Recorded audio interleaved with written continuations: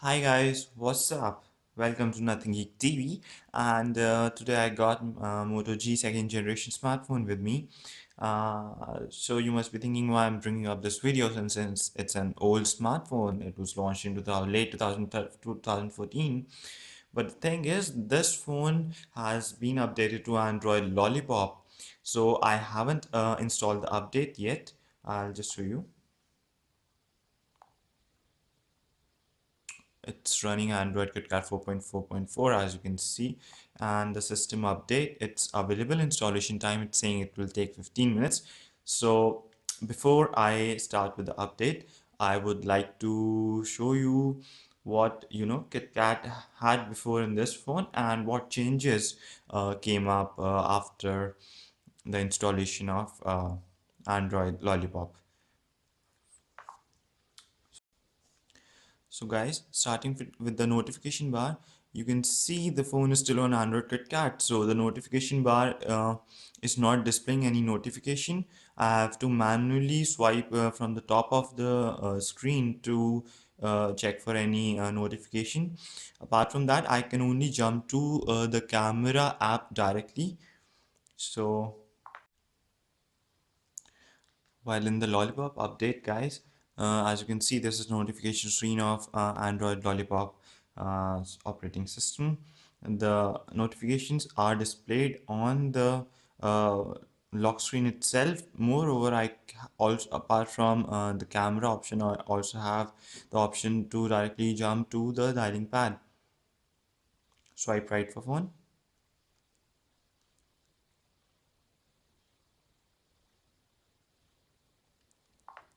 So I'm directly taken to contacts. So I'll just show you. Plus, and as you saw in the Android KitKat update, notifications were getting displayed here, and there was no battery indicator at the top. So it's now showing 28%, and I could also jump to the setting menu directly through this, like in the KitKat. But again, some of the settings, especially this display brightness adjustment, which is really needed, and one has to enter the settings and then tweak the display. It is provided at the by scrolling the notification screen downwards from top of the display, and auto rotate, airplane mode, Bluetooth, etc. are also present. And for the phones which have a flash like Moto G2, torch app has also been provided. You know, when you want it in dark areas, or if the light is not there in your area, so it comes in handy. You don't need to install any app, flashlight or something app like that. You can directly turn on this torch. So this is the difference when it comes to notification bar. So guys, this is Android KitKat again, and as you can see, I long press on the home screen, and I get option to go to the home screen, and wallpapers and widget option are also present. Now let's move over to Android Lollipop. What changes have been made in Lollipop?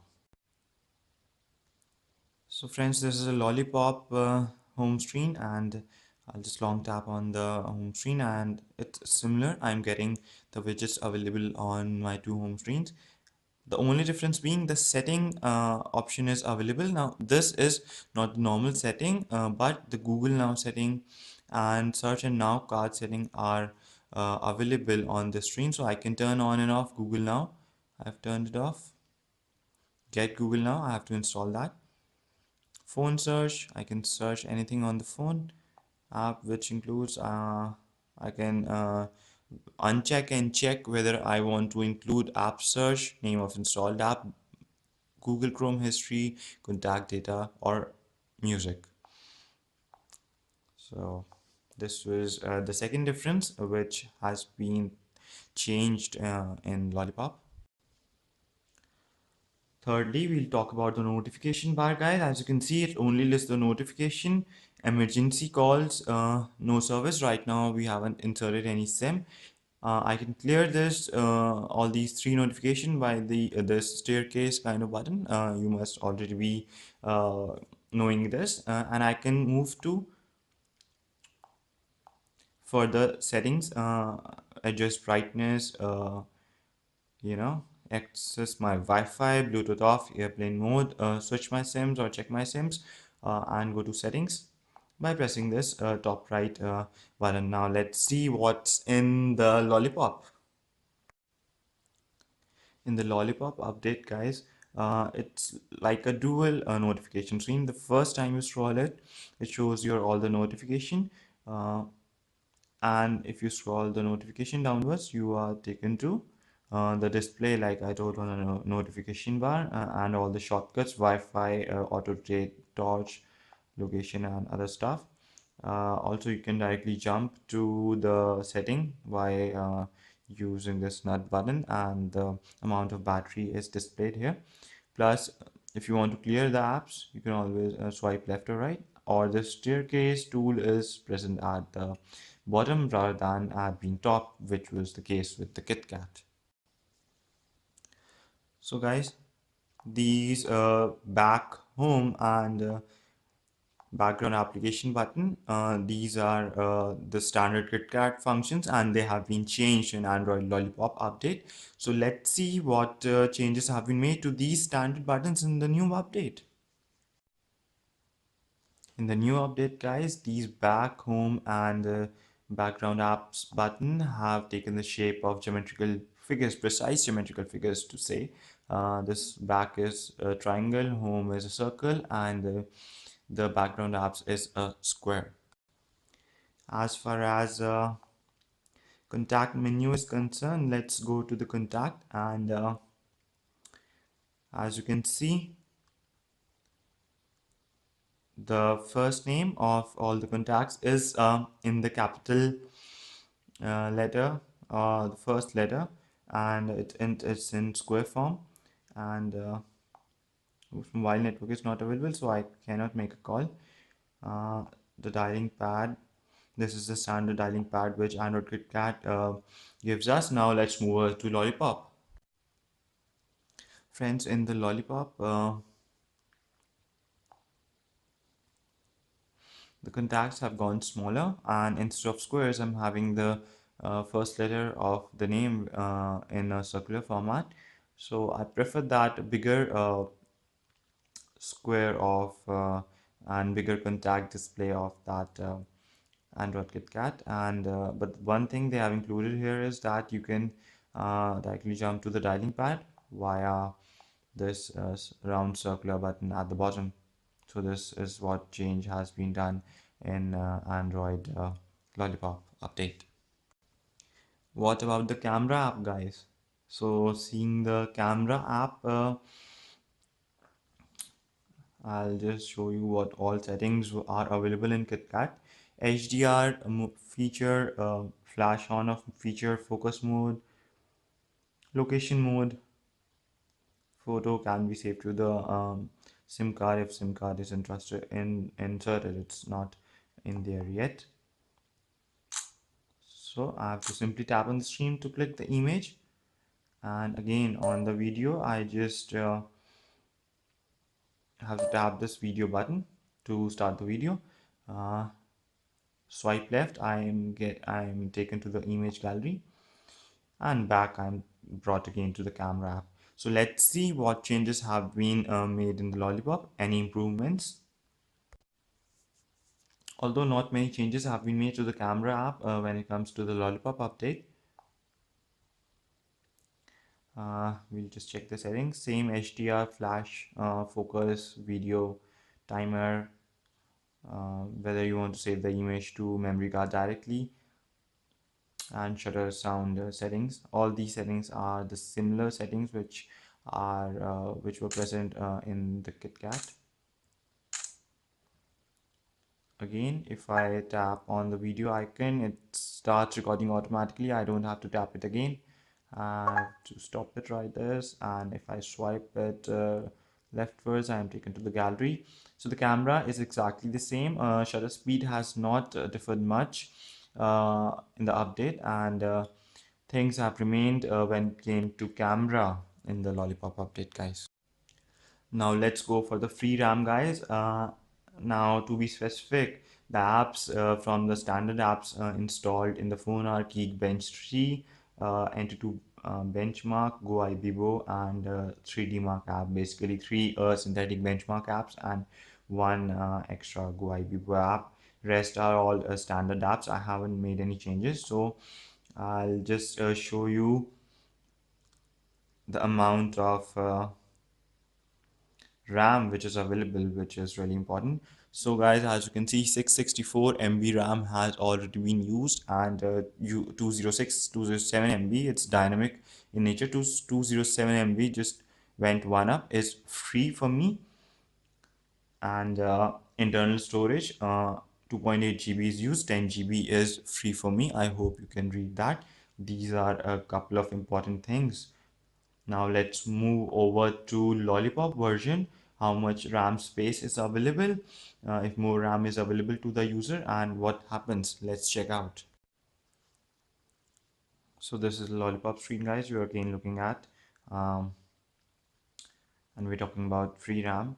So now let me tell you, the same number of applications which were there in Android KitKat are present now here, and as you can see, the amount of free RAM has gone up significantly. It has more than doubled, and it stands at 426 MB of free RAM right now. Apps are using 239 MB of RAM, and the system is using 224 MB of RAM. So there's a significant and marked improvement when it comes to free RAM, because this phone is having only 1 GB of RAM roundabout, and uh, it's better. More the amount of free RAM, it's always better for a phone. So this is a good task which has happened. I mean, this is perhaps the best thing which could have happened for Moto G after the Android update. So I'm liking it now. Coming to the battery mode, guys, the battery saver button is present here, 36% not charging, and the time the phone is up on the battery, and the apps which have consumed the battery the most to the least in ascending order, in that manner. Now let's see what changes have been done in Lollipop in the battery section. Friends, when it comes to the battery,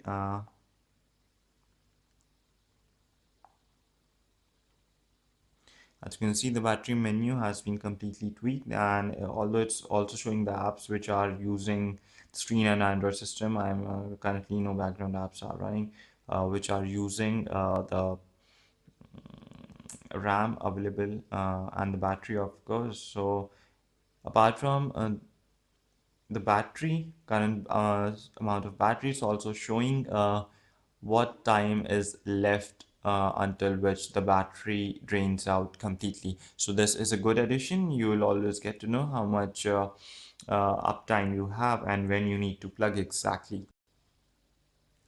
So now coming to the display part, brightness. So I can set automatic brightness. I'll just turn it down to manual, because otherwise it will be too bright for you to see the text on the video. So the brightness looks like this on Android KitKat. There is auto button here, and manually you can adjust it to font size, cast screen, pulse notification light. If you get notification, this will go beep beep. Font size, sleep after activity, auto rotate screen. Now let's move over what Lollipop has to offer. So we now talk about the display feature. So the only change they have done is at the brightness level you can adjust it, but if you want to make it automatic brightness, this is termed as adaptive brightness instead of automatic brightness, which was available in the brightness mode in Android KitKat. Apart from that, ambient display, font size, device rotation, cast screen, sleep, daydream function, all these are same in the display section. So overall the display section remains the same, and I don't think why should it be changed, because it's a beautiful display which I'm holding here. Lollipop says thank you. So uh, thing which has been major thing which has been added is, like, guys, you can see the user section. Apart from the owner, you can add a guest user.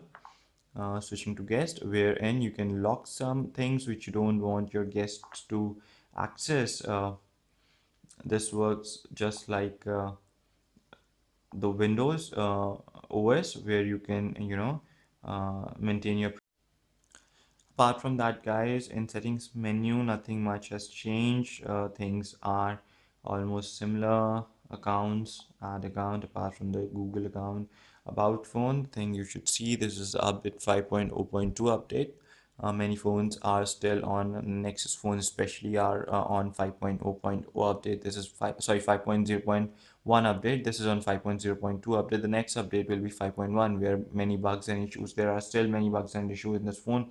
Like we talked about the battery, but in Lollipop, the battery is draining quite fast, and the shutter lag has increased when it comes to camera. The quality remaining same. So these couple of bugs and other bug issues will be taken care of in the next update. So right now we are not finished with the video, but if you are liking my analysis and the comparison between KitKat and Lollipop, so kindly connect with me, guys. Hit the subscribe button flashing on your screen at the bottom or at the top, and stay connected. Moving to the gallery now, which we talked about. Let's see if any change has been made to how the images get listed in the gallery. So there's no change. It's all the same.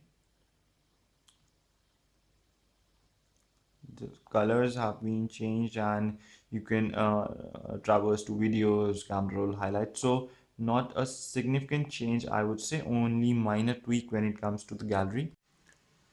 So guys, so far we have looked at a number of things, but there's more interesting aspect coming, which we shouldn't leave out in this important review after the update, which I thought.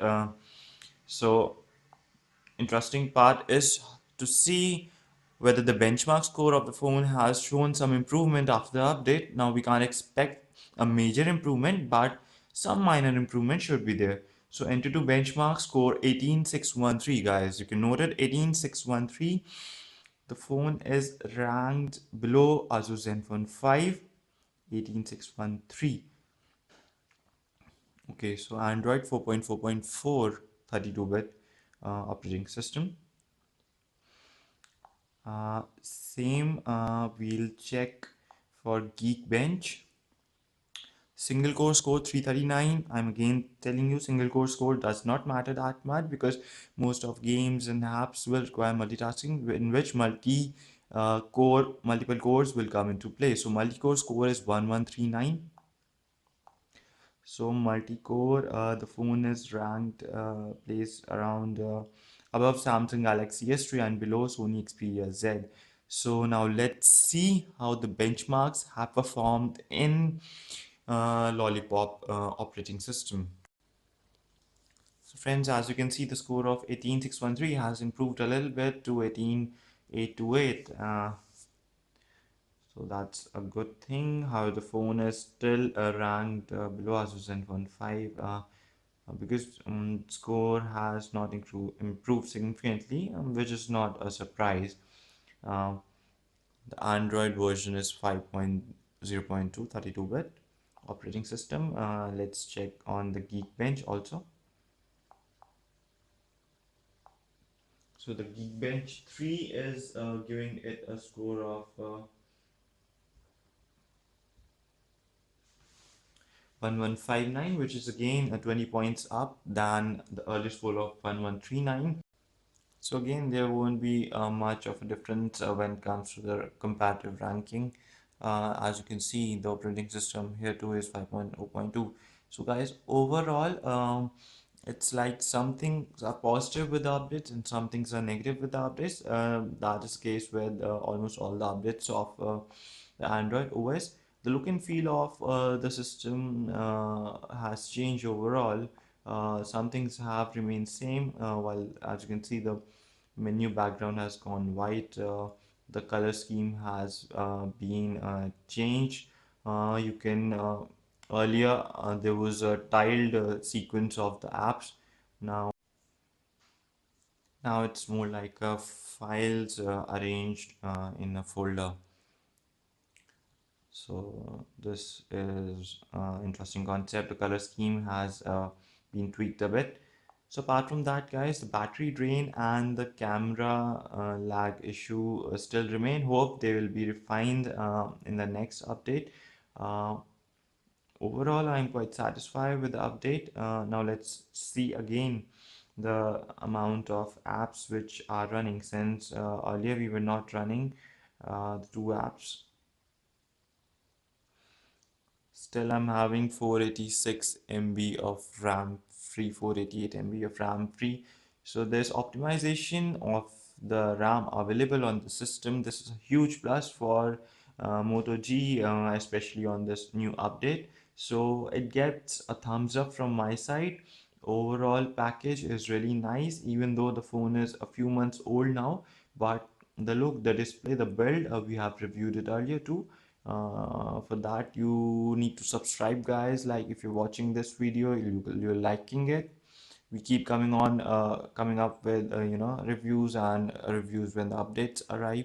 But for that you have to stay connected so as to stay updated. So kindly hit the subscribe button flashing on your screen, and please stay connected, do subscribe.